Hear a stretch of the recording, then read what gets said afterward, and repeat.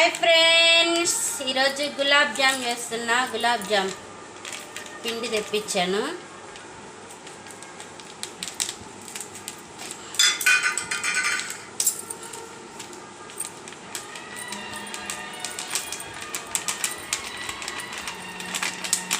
నేను చెప్తాను.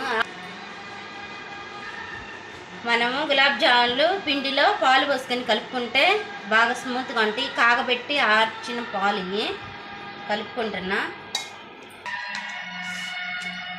పాలు సరిపోయినన్ని పోసి బాగా ముద్దలా కలిపేసుకున్నా.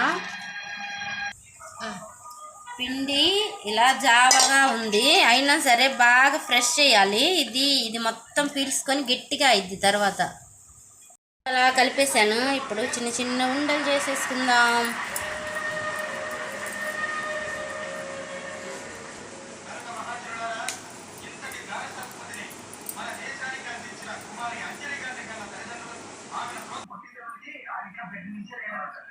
గులాబ్ జామ్ వేయడానికి ఇవన్నీ గుండు గులాబ్ జామ్ రౌండ్గా అన్ని బాల్స్ చేసి పెట్టాను.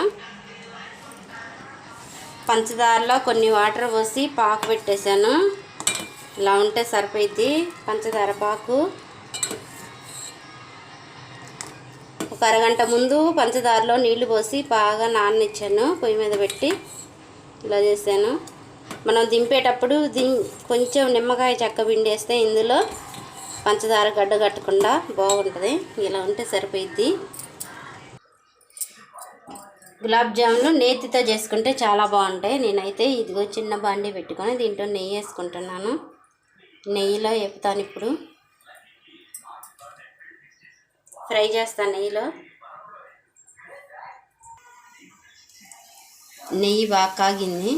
నేతిలో గులాబ్ జాములు వేసేసాను. ఫ్రై చేస్తున్నాను.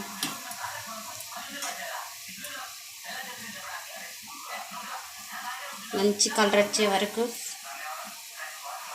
ఈ కలర్ వచ్చే వరకు అన్నీ ఫ్రై చేసుకున్నాం. గుండు గులాబ్ జామ్, టేస్టీగా గులాబ్ జామ్.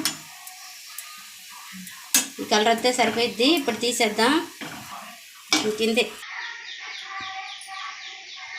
బాగా బ్రౌన్ కలర్ వచ్చే వాటికి ఫ్రై చేసుకొని నేనైతే పాకులో వేసేసాను. ఇవన్నీ పాకు ఇలా పాకులో వేసుకుంటే గులాబ్ జామ్ రెడీ.